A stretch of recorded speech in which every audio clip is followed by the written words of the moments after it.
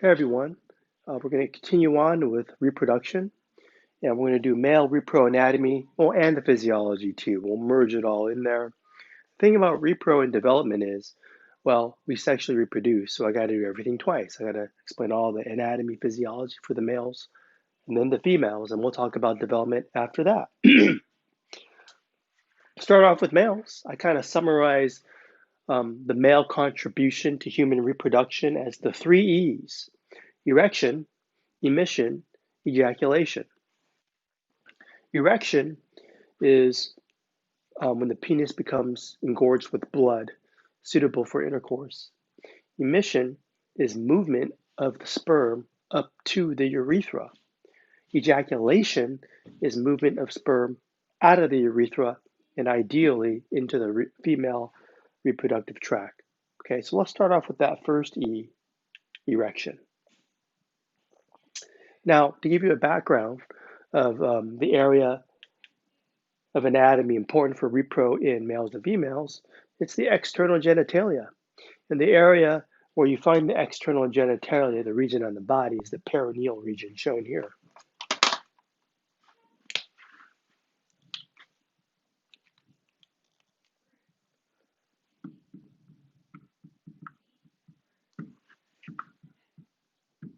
I basically described this area shown here as the area between the thighs and the buttocks.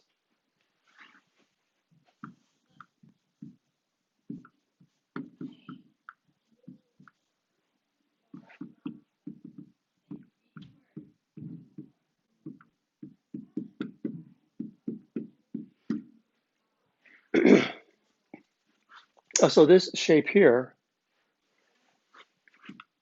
roughly this shape, is kind of the shape of a bicycle seat, right?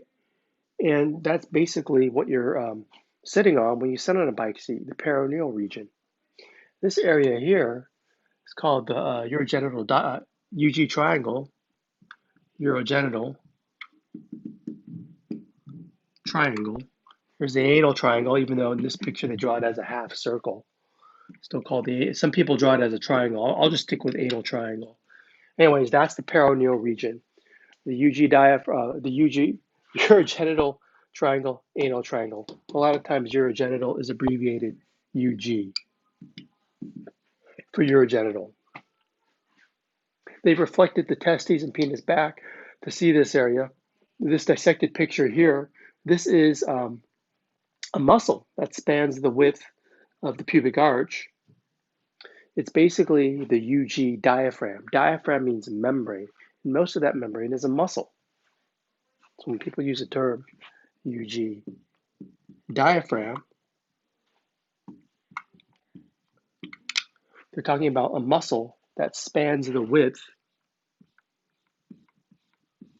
of this pubic arch here. And the muscles that run in this transverse plane is called the deep transverse perineal muscle. It's the chief muscle of that diaphragm. UG diaphragm is mostly the deep transverse perineal. It's a muscle. It's a muscle that comprises that diaphragm. And this picture here happens to be a female. I can tell because it's pierced by two holes. In male, it would just be one hole. Males, one hole for the urethra, and females, two holes, one for the urethra, one for the vaginal canal. Okay, there's also this thin band here, which is the superficial transverse perineal, but the deep transverse perineal is the main structure of the UG diaphragm. So this is the perineal region. Now let's move on. Let's talk about the external genitalia of the penis.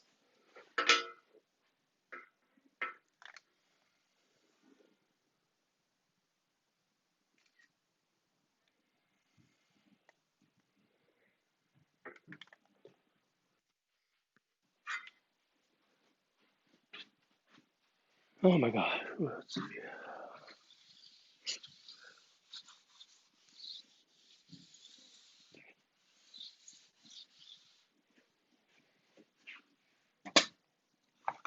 So let's kind of switch out this picture with a dissected picture of the penis, since we're talking about erection. We can see how The penis is associated with this region here. And an erection is when the erectile bodies become engorged with blood. The erectile bodies, when you dissect it away, shown here, they're made out of this highly vascularized, smooth muscle. Erectile bodies, which are, I'll put in parentheses the tissue type, highly vascularized,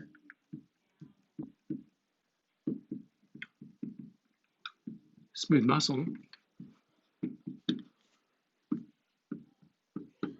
Anyways, the erectile bodies become engorged with blood. So physiologically, it's dependent upon vasodilation of the penile arteries, the arteries that supply blood to the penis. Vasodilation of arteries. A very important molecule for that, for this relaxation of the smooth muscle, is nitric oxide, which will help this vasodilation occur. So blood can rush in, fill the blood with, fill the penis, erectile bodies with blood. That's an erection. Okay.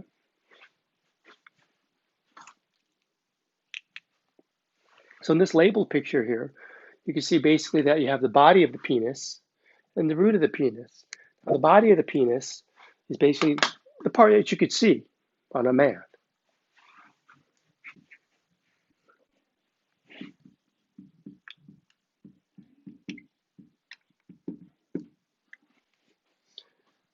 I'll just put can see it. The root of the penis, deep to the skin, can't see. It's the part that's attached to the ischiopubic rami. It's basically attached to the pelvis. Root of penis, can't see. It's attached to the pelvis.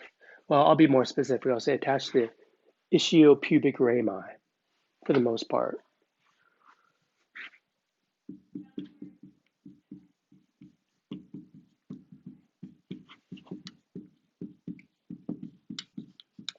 It's the bony part of the pelvis. Basically, you also see part of it's attached to the UG diaphragm right there. Okay. Anyways, can't see it. So the entire length of the penis, usually you can't see half of it. Um, all right, let's take a picture of that. There's some more notes to take here.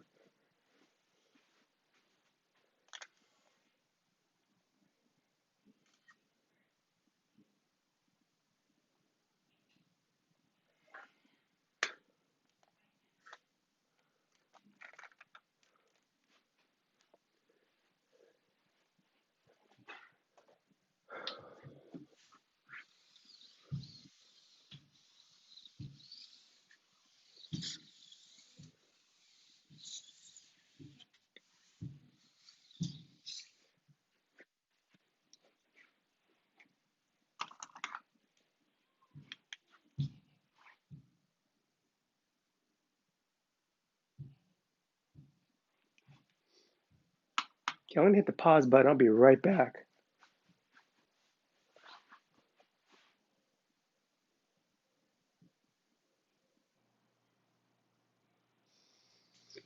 Let's define the two erectile bodies I expect you to know. The first is the corpus spongiosum. Now I'll highlight it in green.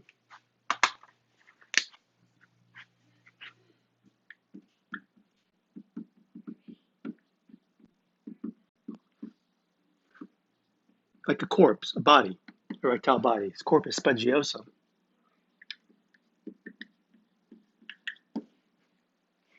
What you can see is that this entire length here, approximately at the root, it forms what's called the bulb of the penis. So the root forms bulb of penis. And distally, that's the glans penis in the body. Distally forms glans penis. Can't see it here, but once you cut it open, we'll see that um, the corpus spongiosum contains the spongy urethrum.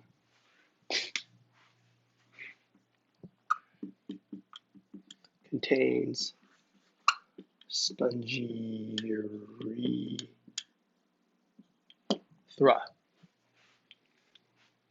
And also at the root, we can see that this muscle here, it's cut off halfway, but normally it would cover both sides. That's a muscle called the bulbospongiosus muscle, and it covers the root. It's considered an erector muscle because during an erection, as blood rushes in, this contracts to help squeeze blood and keep it in the body of the penis, suitable for intercourse. And so note that the bulbospongiosus wraps the bulb of the penis.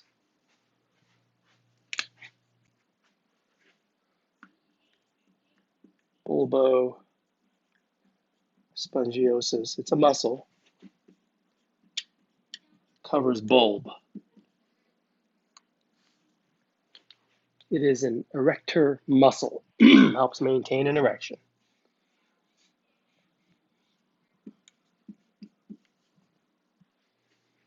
Notice it only covers it at the root, not the whole body, just the root. You squeeze at the root, you keep blood in the penis. That's the idea.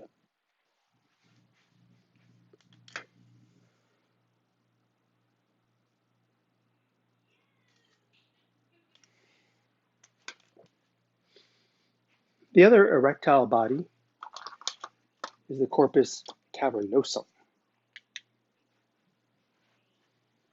shown here. Now highlighted in green.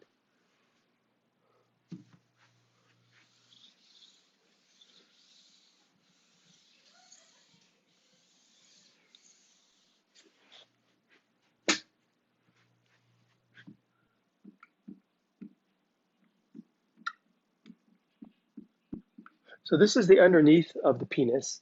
So as you can see how they're arranged, they're kind of separated here. I mean, of course, normally they're together. I've done this dissection once where you separate the two erectile bodies. It's very difficult to separate them. You need a sharp scalpel.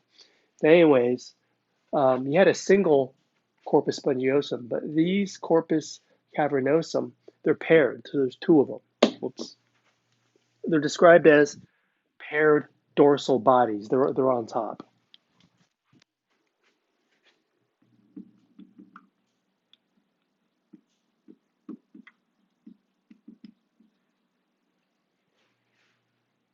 Notice as you go from body to root, the paired dorsal bodies, they diverge, and they each attach to one side of the ischiopubic rami. At the root, they diverge. When they diverge, they're called legs or the crest of the penis, forming crest of penis. Okay, that's the structure you gotta know. Crest versus bulb. The bulb is covered with the bulbospongiosus muscle.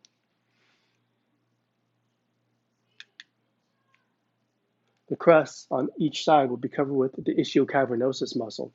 The same function as the bulbospongiosus muscle. They kind of squeeze and keep blood to help maintain an erection. So they covered with ischiocavernosus muscle.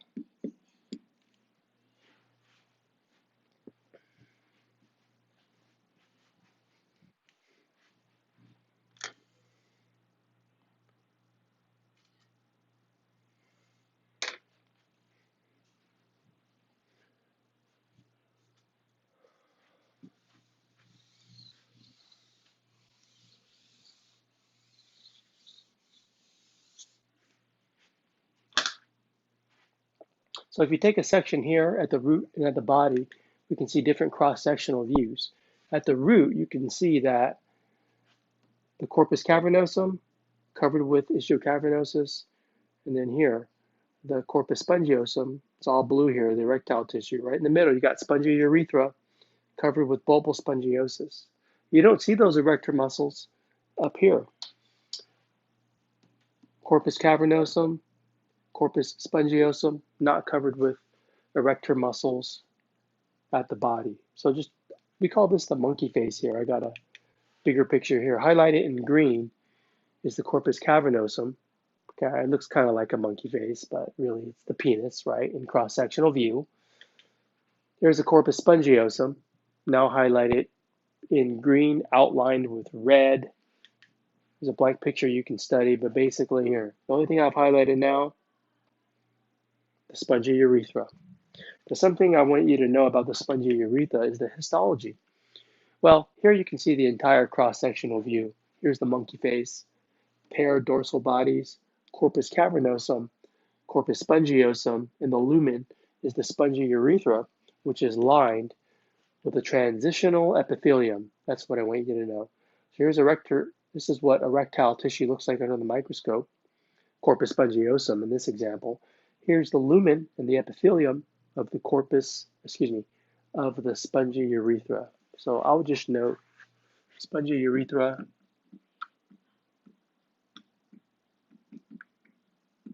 is lined with a transitional epithelial tissue, or ET.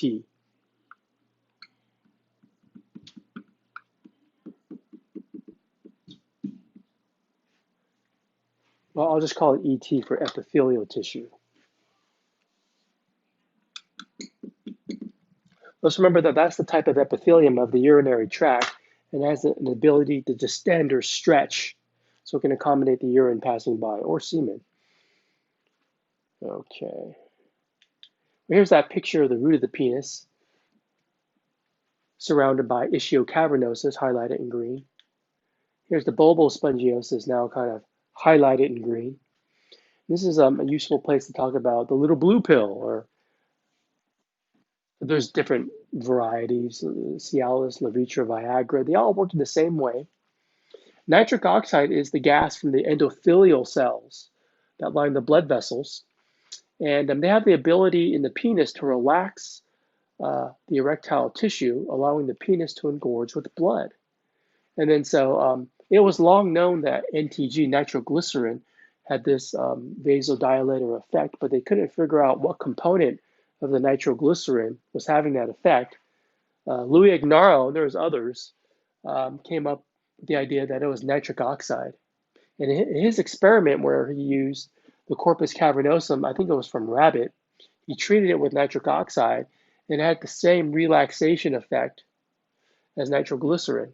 So once you figure out what the molecule is, and you can invent a drug like this one that can help cells increase the availability of said nitric oxide, then you can really help people. And these started to come around in the early 2000s. And when I was a grad student in 1998, there was a big to do on campus because that's when Louis Ignarro found out he was going to win the Nobel Prize in physiology for his work on nitric oxide. So that's why we've noted it earlier. Nitric oxide vasodilation helps an erection. Okay. Nitric oxide, NO, vasodilation helps erection.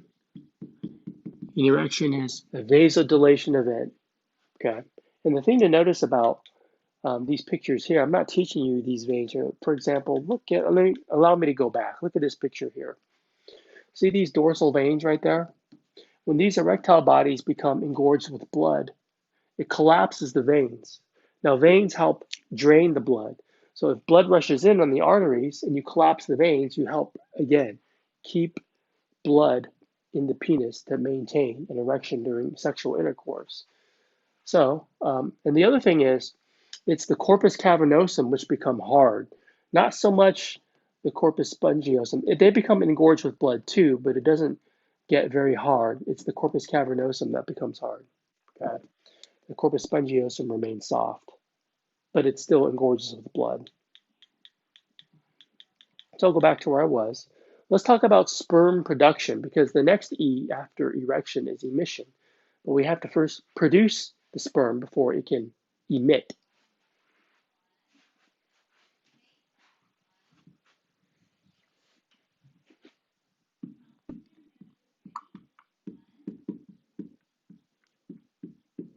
Spermatogenesis. We talked about it before in the meiosis lecture. Let's first talk about how the testes emerge and end up in the scrotal sac to begin with. In females, the ovaries remain in the pelvis. In males, there's a descent of the testes at about 7 months. You can see here there's a structure called the gubernaculum that pulls the testes inferiorly. And when it does so, it takes some peritoneal membrane with it right there at about 8 months. That peritoneal membrane, it basically pinches off and covers the front aspect of the testes. And it's a sheath called the tunica vaginalis. So in this picture here, note the descent of testes. It does not occur by itself. It requires the gubernaculum to help pull it down. Requires gubernaculum. Again, you take a little bit of peritoneum with it, this pink membrane there, part of it pinches off and becomes the tunica vaginalis, a protective covering for the testes. Pulls a piece of peritoneum with it.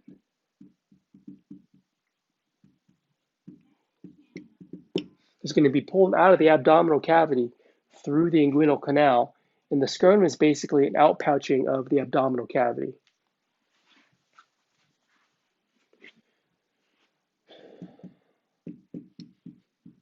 So tunica vaginalis is the covering of testes. There's other coverings, but this is the covering that was derived from the peritoneum.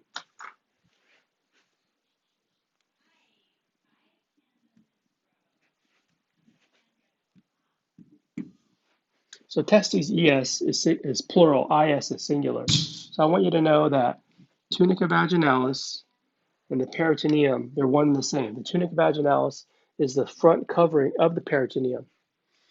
So notice as you get pulled down, the testes is actually on the back body wall.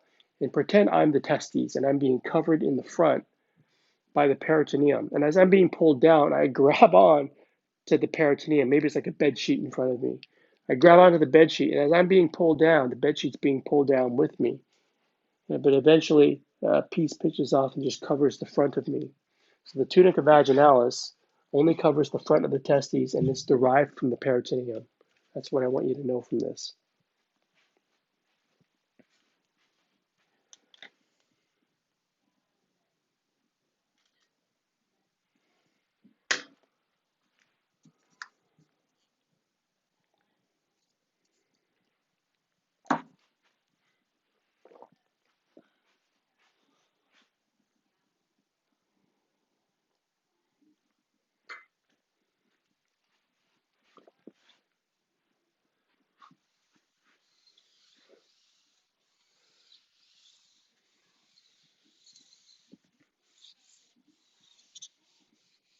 So now that the testes is in its appropriate place, and you assume you've gone through puberty, now we can start to talk about the seminiferous tubule and spermatogenesis. Again, we already talked about it in meiosis, but we can address it again here.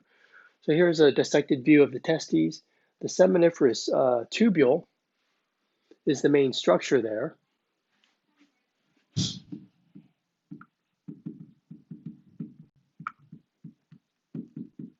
That tube has the developing sperm.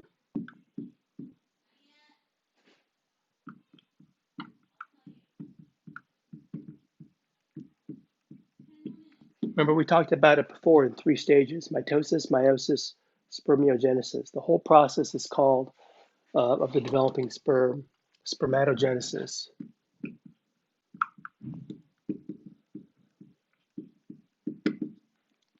If you look at these individual compartments called the lobule of the testes, each lobule of testes has maybe 1 to 4 tubules where these spermatogenic processes are occurring. And each one of those seminiferous tubules, 1 to 4 of them, I've read are something like 32 inches in length. That's very long. So they're highly coiled in those little testicular lobules. So each lobule has 1 to 4 tubules, and each one is 32 inches long. So basically, I'm trying to say that's a lot of spermatogenesis happening there and a lot of sperm production.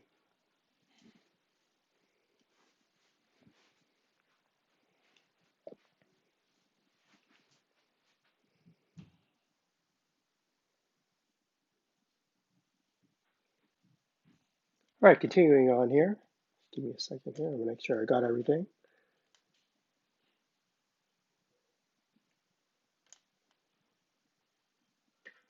Take a picture of this.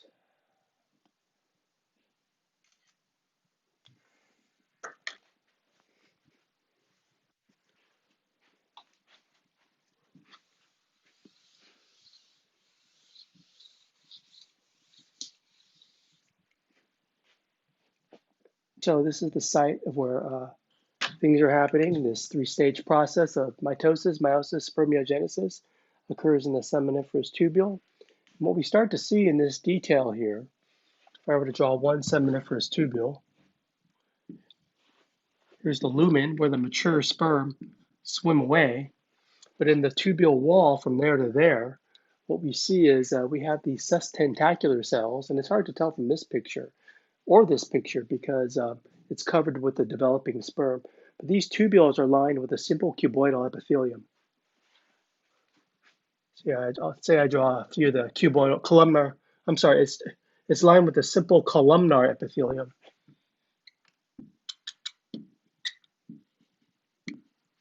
That's hardly ever seen, this simple columnar epithelium, because usually the developing sperm cover it up.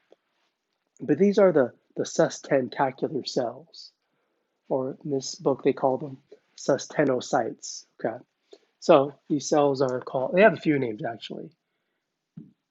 Sustenocytes. The book seems to be calling that now. I used to call them Sertoli cells. You might see that on a test. Or sustentacular cells. And I want to give you all the things they're called so when you see it, you're not confused. Sertoli or sustentacular. Sustenocytes, sustentacular, Sertoli cells. Anyways, these have a nurse cell function. They kind of nurse the developing sperm. And they're usually bounded by these tight junctions. So those little lines I drew are tight junctions. And what I want you to know is the tight junctions create two compartments in the tubule wall. You got the lumen, but this here, from here to here, is called the adluminal compartment.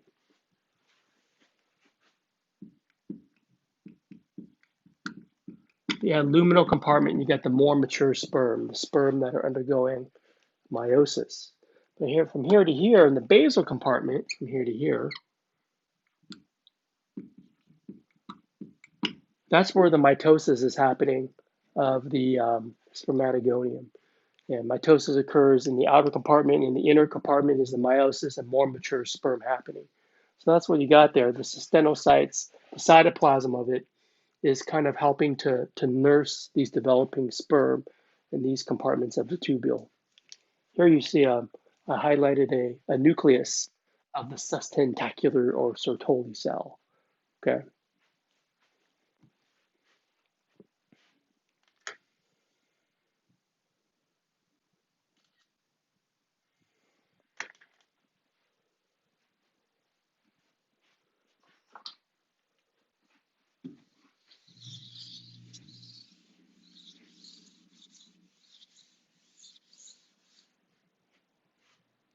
Here I just kind of point to the tight junction between sustentacular cells.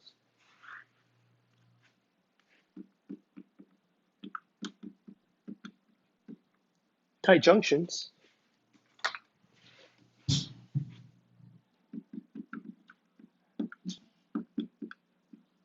between sustentacular cells.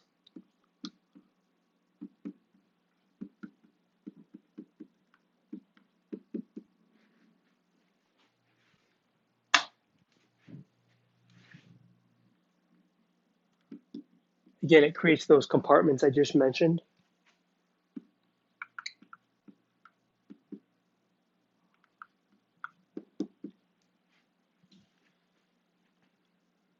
But it also creates a blood-testis barrier, maintains a blood-testis barrier.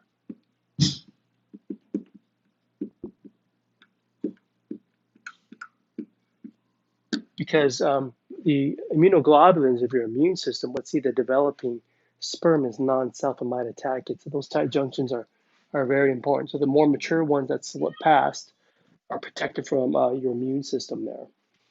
Okay. All right. So those are the tight junctions, and let's move on. Let's talk about the first process. Here's the mitosis occurring in the basal compartment. Mitosis of spermatogonium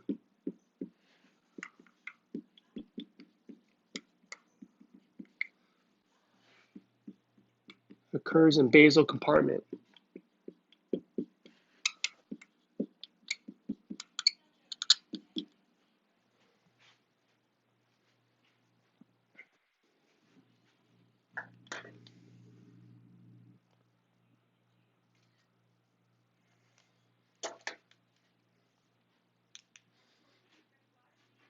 So let's remember that you got type A and type B. It's the type A, remain in basal compartment, continue mitosis. It's the type B that are selected for meiosis. You take half of them for meiosis, half of them for mitosis. Okay. A's remain in the basal compartment. The B's, they undergo meiosis. Okay, so I kind of added to that. Let me take another picture.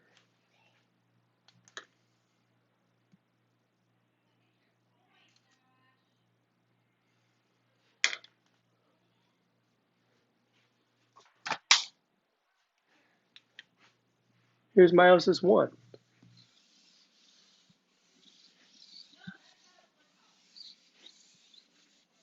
So the type Bs that are selected for meiosis, they slip past the tight junction and they undergo meiosis. Call them primary spermatocyte. So those Bs are actually the primary spermatocyte.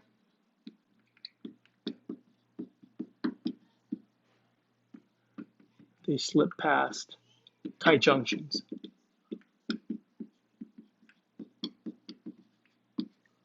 Now they're on the other side of that tight junction. They're protected from the whole blood they can develop. And this is a review. I'm not going to rewrite it on the whiteboard. But the primary spermatocyte, I don't note the ploidy. It's 2NR, but when it finishes meiosis 1, each secondary spermatocyte is NR. It's haploid replicated. We went over this in the meiosis lecture. This is just a review. But in meiosis 2, 2 secondary spermatocytes become 4 early spermatids, and now we're done dividing the DNA. Each of those cells is truly haploid. Okay. So basically, I'll just put meiosis occurs in the adluminal compartment.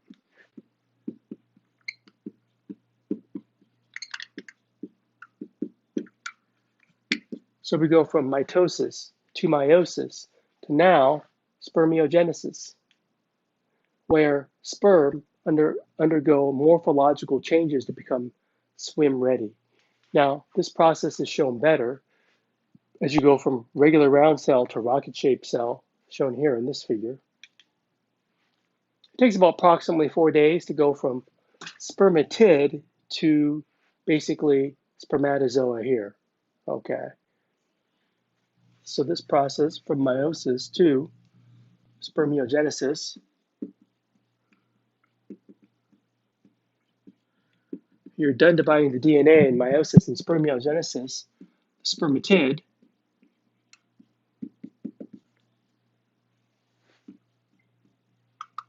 becomes swim ready. Now there's a lot of details to note here, but the cell is reducing in size. It's getting rid of some of its organelles. It's taking a rocket shape, head, mid-piece, tail. And one thing I want you to note is this Golgi apparatus develops into what's called the acrosome. That's very important for fertilization. So just to kind of show you beginning and end of this process, note that the acrosome, excuse me, the Golgi develops into the acrosomal cap.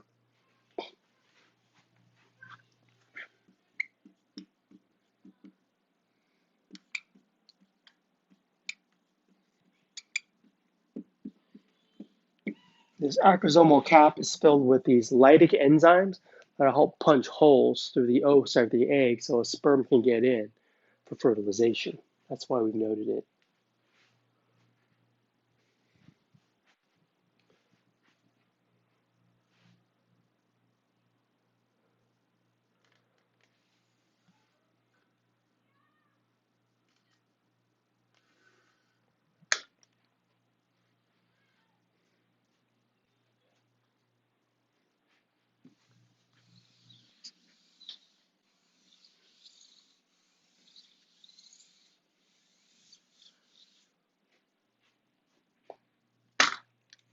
Let's go back one slide. This process of spermiogenesis takes about 24 days, but I should note that the whole process of spermatogenesis takes approximately 70 days.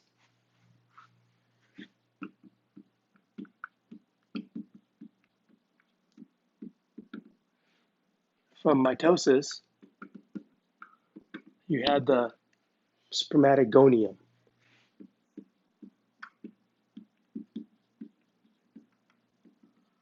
Then you had meiosis 1 and 2. You had the primary, secondary spermatocytes. Secondary spermatocytes became the early and late spermatids. And when the spermatids finally broke off and became, well, when they became swim ready, that's spermiogenesis.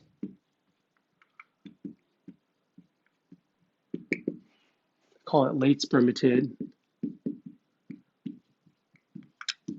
And a term I mentioned earlier, spermiogenesis, is simply when the late spermatids, they break off the wall. You just call them sperm at that point. And there's still more maturation things that have to occur, but they can occur later. I'm sorry, I wrote the same word twice. I should have wrote spermiation here.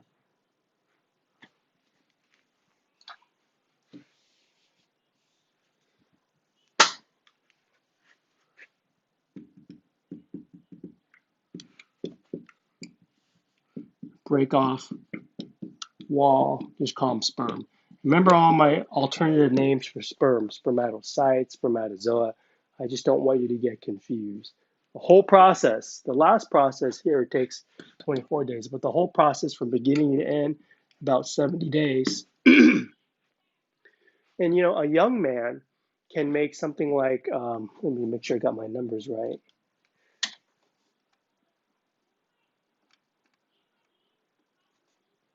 Say a young man about 20 years old can produce about 6.5 million sperm per gram of testicular tissue a day, okay? But as we get older, it decreases. When you get about to age 50 to 90, it decreases to about 3.8 mil per gram of tissue per day. So 50 to 90 years, it decreases to 3. I think it's 8 mil sperm. So I'm just giving you some basic idea of the daily numbers that are produced of this 70-day process.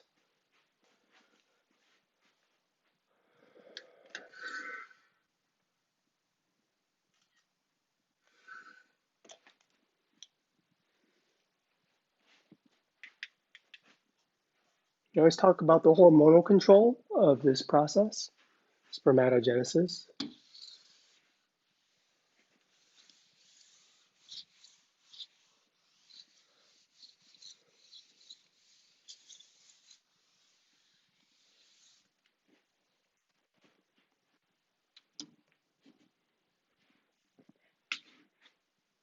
So what we see here is we have hypothalamus, ant pit, then we have this FSH, LH. Just kind of talk about what they do. Here's a GnRH from the hypothalamus, HYP. So let me get rid of the spermatogenesis title here. This is the hormonal control.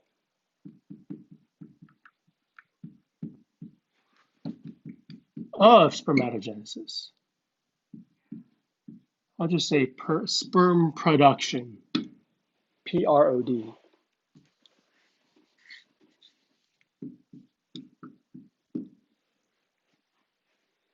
Okay, so the hypothalamus, HYP, it produces gonadotropin releasing hormone. It goes through the portal system and it stimulates the release of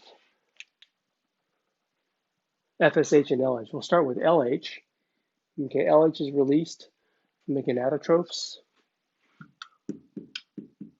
What LH will do, it will stimulate the interstitial cells to release testosterone.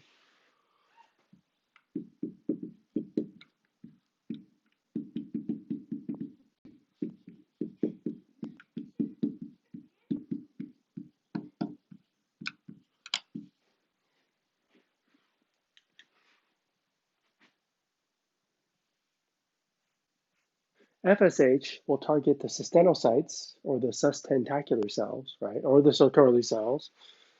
You'll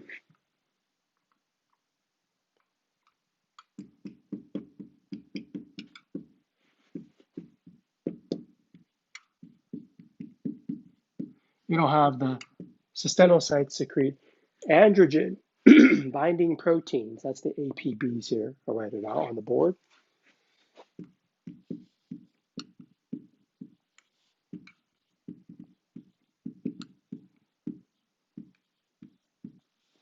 And those androgen binding proteins will help stop up the secreted testosterone to help facilitate the spermatogenesis. So know that testosterone helps facilitate spermatogenesis. Okay, that's basically the hormonal control there. And pretty much the stimulus for FSH LH release is when sperm and testosterone is low and you need more sperm and testosterone. Okay. So the stimulation, STIM stimulation, is low sperm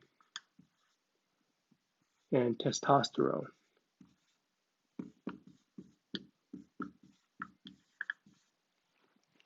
So as you increase sperm count and testosterone, that will be a negative feedback.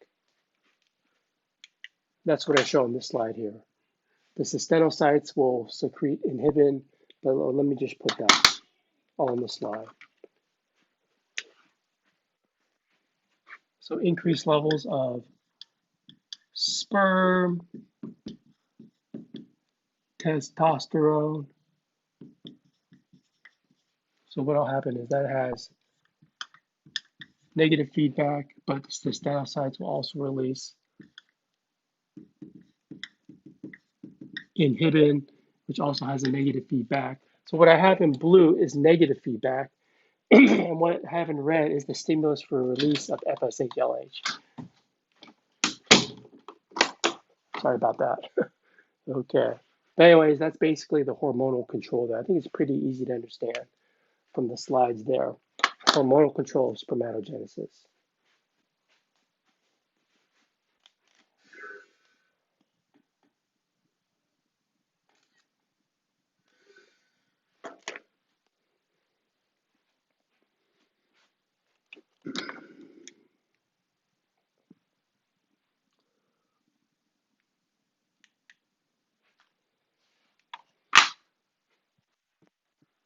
Let's talk about emission.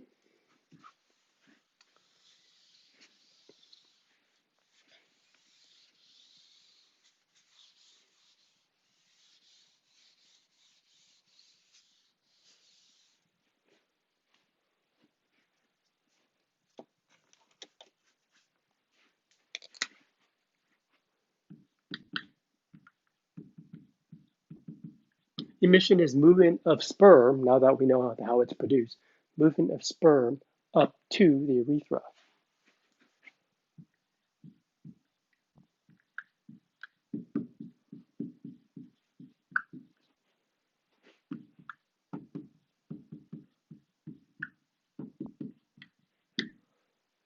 Here's a simple acronym. Well, that's not an acronym, but it's a nice little, I guess it's an acronym. It's a memory jogger, if you will, to help students remember how sperm moves through the male reproductive tract. 7 up, where the S is seminiferous tubule, the E is epididymis, the V is vas deferens, the E is ejaculatory duct, N is nothing, and up is urethral penis. So basically, that's a nice overview of emission. Now, emission is moving up to the urethra, so it's basically moving up to here. If we take the adult anatomy and if we do a dissection down to the testes where the sperm are, where they originate from, we have this dissected view here. And here's where we can kind of begin to learn the scrotal layers as we get down to the testes here. And so let me note the layers. Let me just list them on the board so you can kind of study them as you study this picture.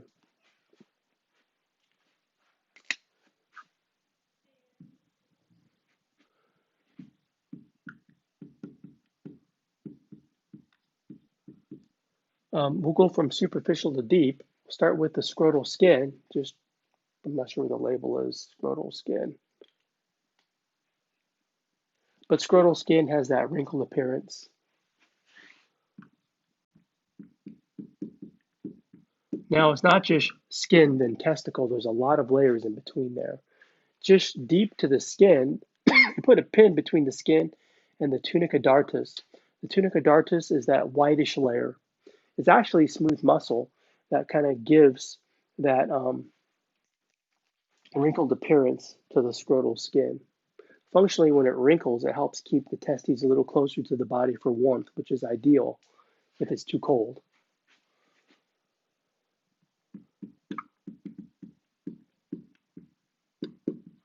So I'll just list the layers. Tunica dartus, after that, you have these layers here. This layer is the external spermatic fascia. External spermatic fascia.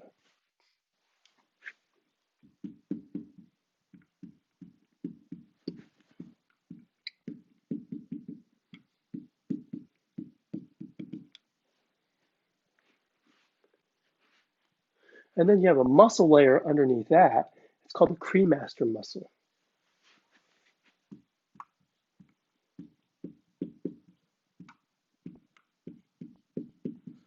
And then deep to that, you have the internal spermatic fascia.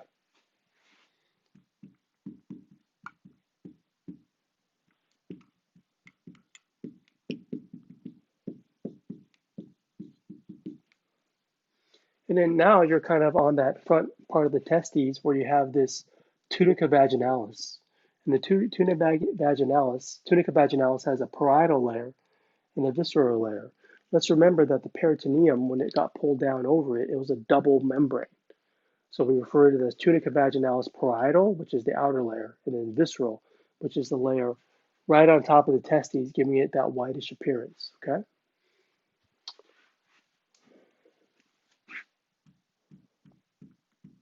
So tunica vaginalis parietal,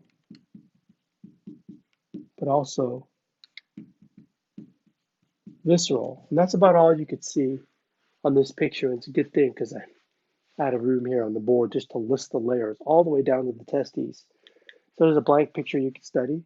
Here's another sectional view you could study. Here you could see all the way inside there. And I like how they magnified it so we can kind of, and they just numbered it, right? So we can kind of like put our numbers on our layers here to a point.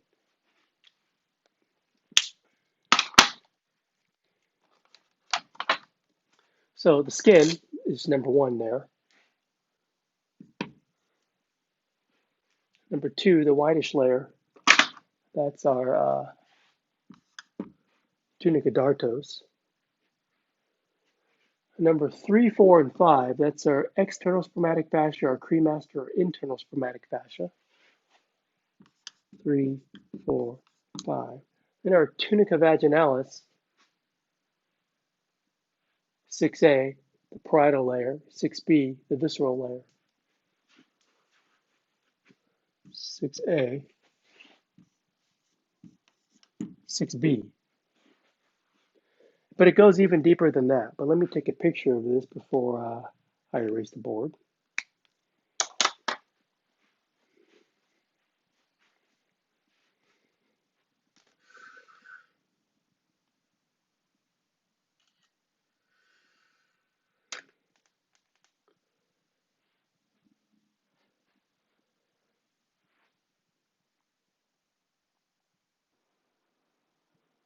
All right, continuing on with the scrotal layers. So what we see in this sectional view, the deepest layer is called the tunica albuginea. We didn't put a number to it, but it's this whitish layer here because albino albuginea means white. That's what the name means. But for example, if I could use blue instead of white, just kind of draw the layer.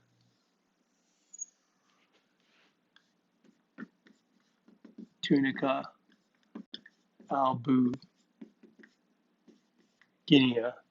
But some of that layer, the connective tissue, it kind of turns in, and those are called the septum, and they create the little partitions, the little compartments or lobules in the testes where the seminiferous tubules are. So it'll just kind of like shoot in different parts.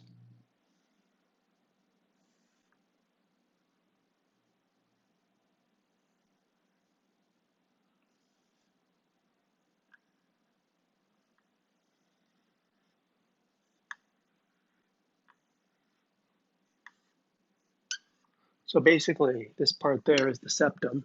In terms of the septum is the tunica albuginea, just the part that shoots in. And then within these little lobules, again, you have 1 to 4 seminiferous tubules packed in tightly.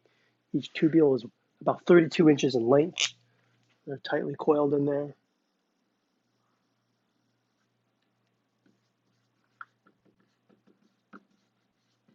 Seminiferous tubule. That's where the spermatogenesis occurs, which we already taught. So appreciate that the gonad in males is outside the abdominal cavity. So I just can't let that go by the wayside. We have to explain how it got there. In development, it was pulled out of the pelvis into the scrotal sac through what's called the inguinal canal. Because it's all by itself, it needs a spermatocord as a lifeline that goes through there. Let's take apart the inguinal canal. And here's a picture of the groin area. And I know it's really magnified and they cut away the skin. But let me take a picture of this and I'll move on.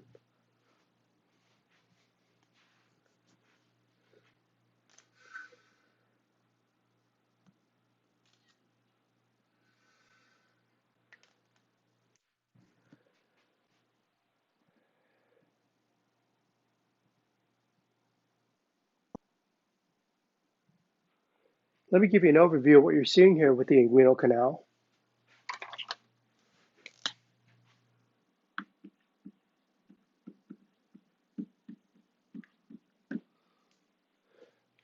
It's basically going through the whole body wall, and it's only about 2.5 inches in length from here to there.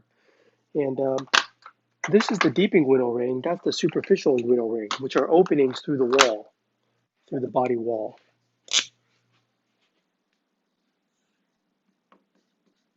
Deep inguinal ring.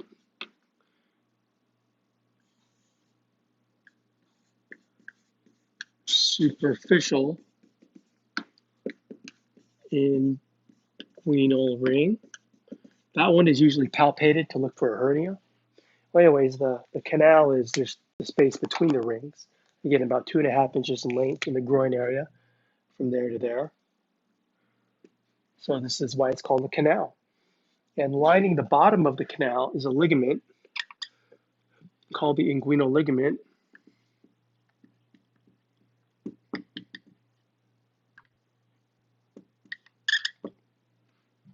It's shown not too well, but there it is right there in the picture. Look up the inguinal ligament if you got what it is. This kind of is forming the floor of the canal. And then what you're going to have are these series of, they're called arcades of muscles that kind of form an arch over.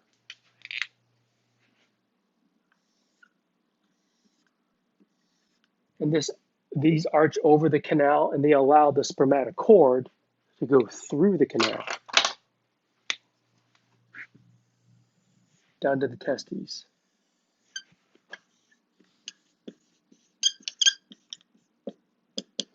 Spermatocord. I mean, it's got the spermatocord. It's got the vas deferens, blood supply, the nerves, everything in there. And so you need an opening for it to go through. And these layers of the ab wall are the external oblique, internal oblique, transverse abdominis.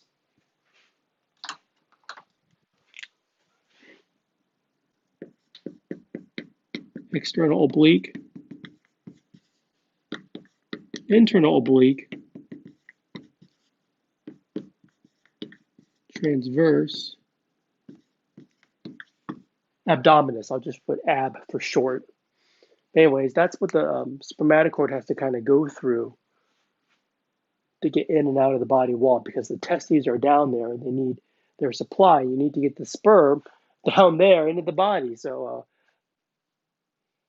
let me take a picture of this part.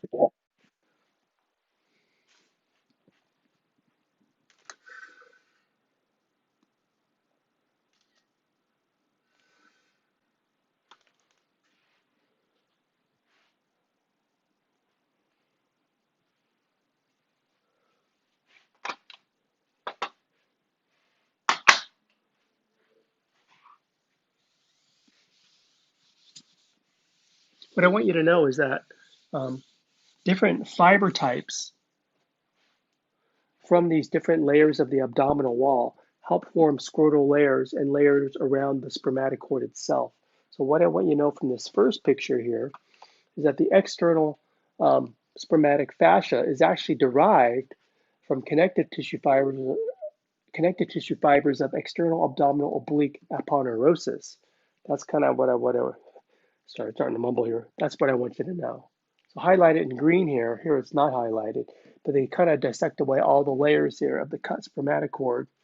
So what you're looking at here in the groin area, there's a superficial inguinal ring. Here's our layers of ab wall muscle. Okay, external oblique, internal oblique, transversus abdominis, rectus abdominis. But what I want you to know is that the external spermatic fascia is derived from the external abdominal oblique aponeurosis. I'll write that on the board.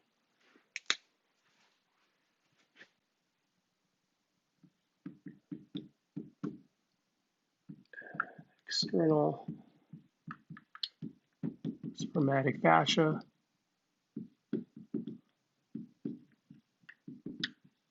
derived from, I'll use a different color,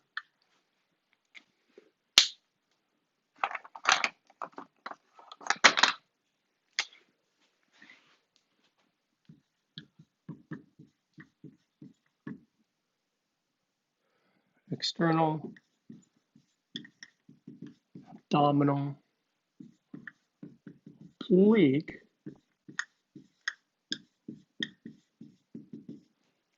aponeurosis forms that outer layer of the spermatocord, just pulls connective tissue fibers from that layer.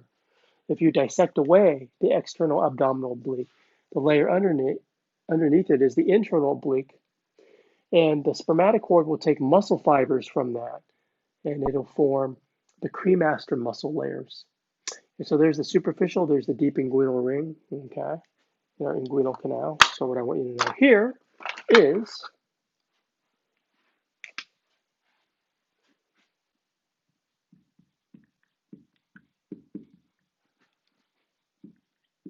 cremaster muscle is derived from internal oblique, internal abdominal oblique, just to be complete about it.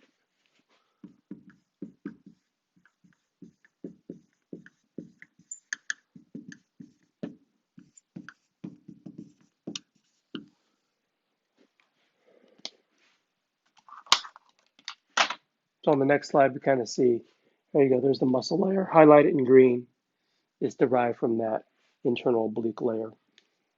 And then the deepest layer, this is the transverse abdominis. There's a transversalis fascia there that the spermatocord takes connective tissue fibers with it, and they form the internal spermatic fascia. So what I want you to know is the internal spermatic fascia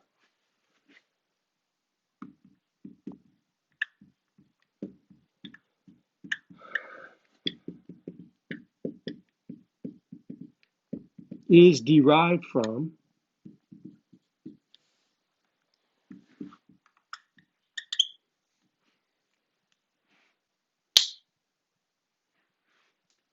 transversalis fascia.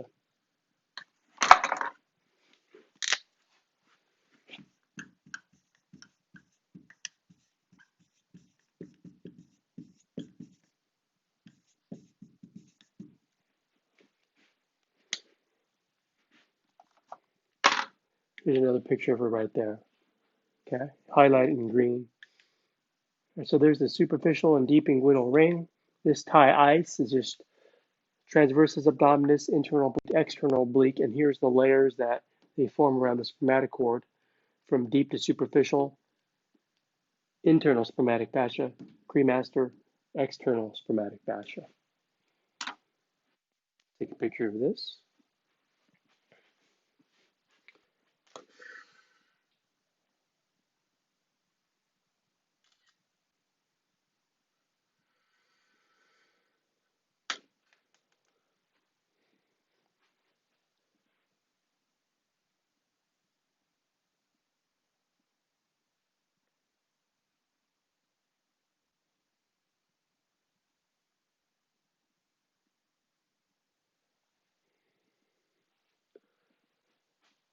I'm going to take a break here. We'll come back in a different part of the lecture. We'll continue on with male reproduction.